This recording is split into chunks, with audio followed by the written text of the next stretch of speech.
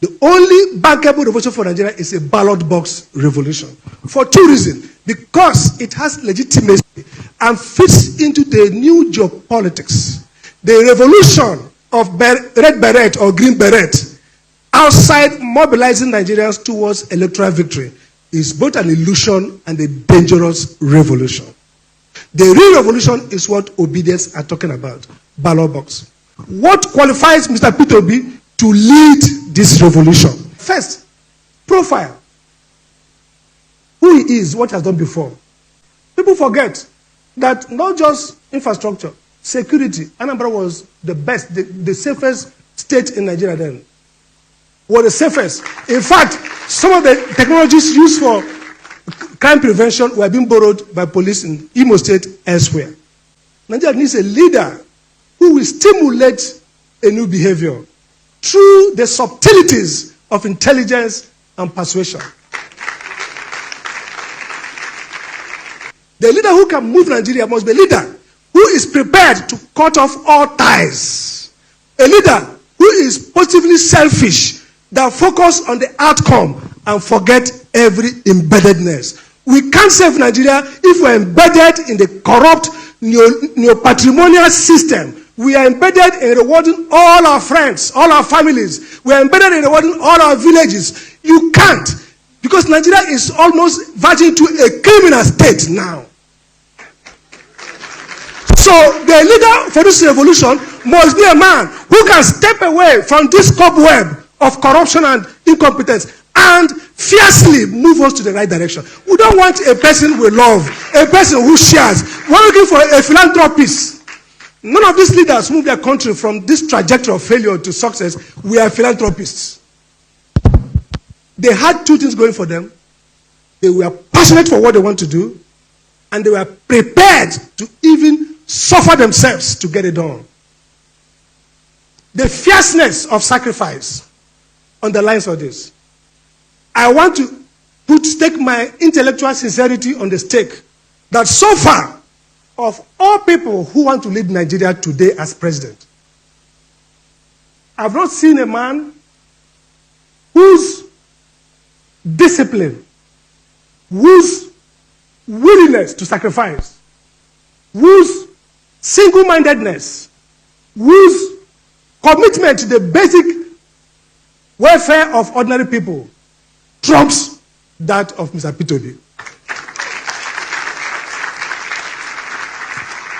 I am a critic, not a flatterer. I am a critic, so I have a right to, I can criticize everybody. And I can tell you that the reason why P2B fits this moment is that this moment calls for disruption. This moment calls for somebody to extricate us from a deadening and self-reinforcing cobweb of corruption. You can't get it out the normal way. We cannot get to development through the same patrimony that has characterized our politics. We need a new politics, and the obedient movement is that vanguard for that new politics.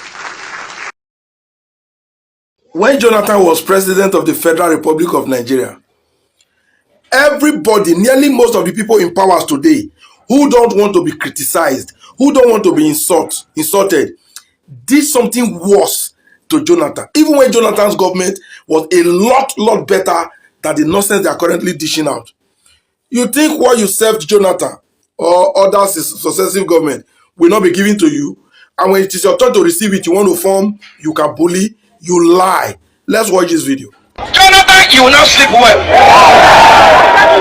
Those who are supporting you will not sleep well. When you wake up in the morning, you will be migraine. In the evening, you will be bellyache. If you don't leave quickly, what happened to Abacha will happen to you. If you don't leave quickly, what happened to Yaradua will happen to you. The people of Nigeria say, enough is enough. We're going to call and they will shout, Ole! We are one by one.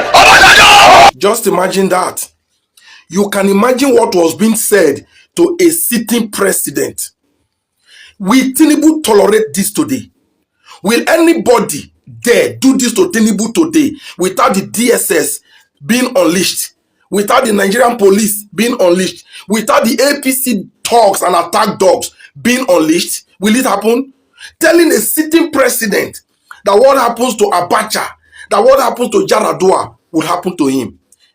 But nothing happened because Jonathan felt that was democracy. And for everybody that was involved in that protest, led by Pastor Tunde Bakare, I think the Redeem Oga, Adeboye, you were all involved in this nonsense, proudly sponsored by the today president, Jagaban. Today you want the people to keep quiet when you are doing much nonsense. No, now what you served others before, now you are in that seat, you'll be ready to have overdose of it. But it's really unfortunate that we no longer have the Nigerians today that are capable of serving you of this same meal. I don't know how you guys did it. I don't know how you remotely turn off the ability and mental ability of Nigerians. You now go away with everything, telling a sitting president, no, now the insult was too much. For what? Even when the country was not this bad. Today now, I can't see the likes of Tunde Bakare. They've gone mute, they've gone dumb and deaf. Adeboye has suddenly become a prayer warrior who can revive economy through prayer. See, it is difficult not to insult these people, but they actually deserved and merited it. Of course. Jonathan, and see, let me even send this one to Jonathan. Sir, with all due respect, you were kicked out of power for failing. Yes, now, that APC has failed more does not mean that Jonathan passed.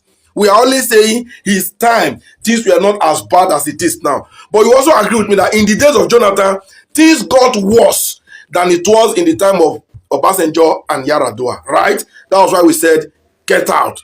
Look at the South South that it came for. There was no evidence that the South South had the president. So you left. And the way you conducted that election and you considered defeat gave you some sense of integrity that you became globally recognized. And you went with that. We were hoping you were going to stay with that. How come every now and then, especially when it is an election that involves the Southerners, you are being rolled out, they've always tried to push you out to scatter the vote from the South. I think it was in 2023 when Obi was hot on the ballot. They were always like, Jonathan will come and they want to give Jonathan tickets. Jonathan want to come and run. Now 2027 election is approaching again. I'm hearing this Jonathan nonsense again. What annoys me now, why I'm addressing this thing to former President Goodluck Jonathan, is the fact that you don't always have to be too political in things like this. Do you want to run again? The answer should be no. Can you run again and win? The answer is no. Why being too political? Why not come out to say, hey, stop dragging me into this? I'm a former president and I'm not an elder statesman. Can't you talk? This was how you laugh all through your 6 years in tenure. Things got really bad under you that people get fed up and wanted a change. That change landed us into this fire that we are still burning in now. You won't talk. They're always using you. When it was Buhari's second term, when Buhari contested second term, nobody brought Jonathan. Nobody remembered Jonathan was there. But since Obi came into the picture, they suddenly start remembering Jonathan just to be able to split the vote and whatever that will be coming from the South and the Southeast. Isn't this rubbish? And the Jonathan is just laughing, always quiet. This must not continue. Former President Goodluck Jonathan, you left office as the president with honor, with dignity. If you would destroy it yourself, that's at your own peril. We have nothing to do about it. But saying you are nursing contesting election again, that would be a very dumb thing to even imagine. Of course, a very dumb one. So I just want to drop this here so that you guys know what Jonathan tolerated, and you APC today think you will not tolerate it. You are a joker. You are stupid. Because I can see some people on the comment section of all, they will come threatening, ranting, trying to bring. Are you okay? Are you mad? Can anybody do to Tinubu now what they did to Jonathan? Or were they of two different presidents? Were they not both commander-in-chief? Please, Nigerians, it's really unfortunate that we've gone this daft, we've gone this mute and dozer, being tossed around by some few minions. It's really unfortunate. Hello and welcome. My name is Magnus Oraka. This message is to Peter Obi. I hope it reaches you. I understand you had a lawsuit against Deji Adeyanju. Quite frankly, if you can hear me, I will strongly advise that you pull that suit down. What you don't know is that forget that electioneering has not come. The obedient movement, we are still there. We are there, stronger than we were before. You don't know it. You don't know it. I have a support group that cuts around the 36 states and FCT and Abuja. What you have before is stronger than what you have now, sorry, is stronger than what you have before. They know it. Maybe you don't know, but they know it. So they are doing everything to make you react. And in the process of reacting, you might do what is wrong or what is right. So the best is don't do anything so that you don't commit yourself. I tell you, forget it. The likes of Deji Adeonju, Reno, Mokri, and a host of others, particularly the bulk of them that reside in the Southwest, are infected. We that describes ourselves as obedient are like people living in a society affected by the zombie virus. The moment you say, I am obedient, you are one of many few that have not been infected by the virus. Because for you, not for people not to support you, Peter Obi, it means, because what the zombie virus does is to affect your brain. You see your father, you don't recognize, all you see is meal, a food to eat. You see your children, all you see is what to eat. So it affects your brain. So a similar virus that is zombie virus, I will call it Tinubu virus, has infected, all APC virus, let me not be personal, has infected Nigeria. But I can assure you that those that are not infected are more. There's no need picking on individuals. Leave them.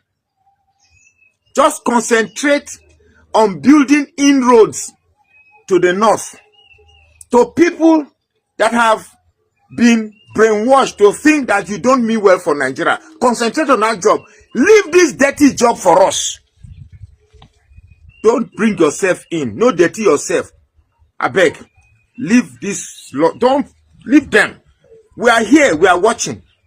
We are here. We are watching. And we cannot allow this virus to spread more than it has already spread. If you are not an obedient, you are infected. So, and if you want to be cured from the virus, just say I'm obedient. Your virus will be cured immediately. Because how can people be supporting what is evil if not that you are infected? Where a country where things have become, anyway, I shouldn't be educating you about the country. You know the country is bad. You have all the statistics that the country is bad, and you know how to fix it. But engaging in this fight with individuals will definitely and greatly distract you. So all I'm begging is, please, drop that suit. Truly drop it. Just drop and drop and drop and. The Adeonju is not affecting anything. It's not in fact affecting anything. It's not taking away from your popularity. Rather, it is growing. I don't know. I feel no get sense. I feel get sense, but it's my small advice.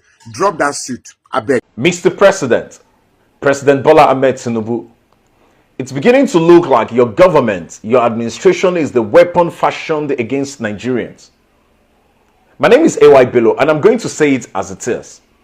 Just now in the news, you're telling Nigerians that you're going to increase the amount we'll be using before we can get our international passport from the amount it used to be before to 100,000 naira for 32 pages of 5 years validity and 64 pages and 200,000 naira for 64 pages with 10 years validity. Mr. President, your government is wicked, your government is heartless, your government is clueless. I seriously don't understand how your administration and the people in your cabinet are thinking. Because how will you be thinking at this point in time of increasing the money that we'll be using to get our international passport? If this is not wickedness, I don't know what it is. Mr. President, people hardly feed.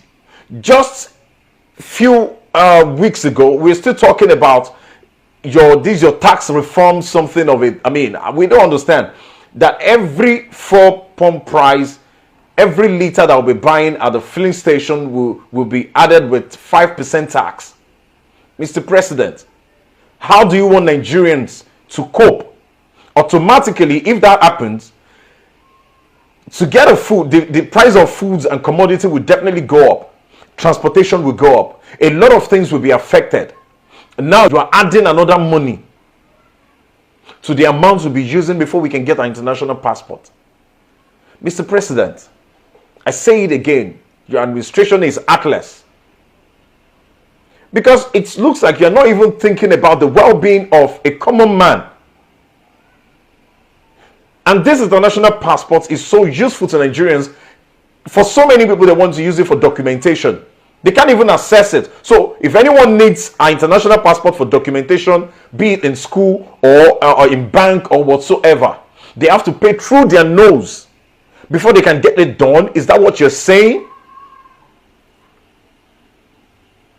But you people's family, you keep gallivanting around, using our money, our collective wealth. Mr. President, this is not nice, and it's insane that our youths that are supposed to be talking about these things, those who have platforms, they are busy engaging themselves in frivolities that is not going to benefit them. It is high time we all come together and speak against impunity in our nation. This is wrong and it must stop, Mr. President. We can't continue with this nonsense. This is not how to run a government. If you are clueless, just vacate the space. Vacate the space and allow those who have that empathy to run the government. My name remains A.Y. Ballot, and that's all I have to say for now. Bye. So from today like this now, anything you are sending to the United States of America, you are paying $80 mandatory. $80. That's about 120,000 naira. That's above minimum wage. That's the problem. Now Nine Post just update us. Now this is not from them. It is the United States of America that created this policy. So no more duty free again. So whatever you are sending to the United States of America from Nigeria, yeah, no matter how, even if the thing is not up to 10,000 naira, you are paying $80. That's about 120,000 to send it. That is excluding the amount you pay for sending that thing, maybe the kilogram or kg or how they used to measure it. That one is separate. This one is mandatory $80. About 120,000 naira. That is even above minimum wage. Now, all the small business, a lot of people will be say they want to send something to their family. This is a big problem for them. How can people survive on this kind of money like this now? Nigerian government, what are you doing for we, the citizens? How are you defending us from this problem? This thing is a very serious problem like this now. A lot of business now go start to get problem sending their parcel down to the United States because of this policy. So what are you doing about it? Absolutely nothing. You are not defending us well. You are not representing us well. What is the stop? A lot of businesses are about to go through serious problem. It is always from one problem to another in this country called Nigeria. Wetin dey sup sef? Wetin dey sup? Kí ló ṣẹlẹ̀ gangan náà? Ẹ fẹ́ pa wá ni. You want to kill everybody. Minimum wage is not even up to $80 like this now. So if I want to send something to Yankee now, I gats pay that money. Wetin dey sup?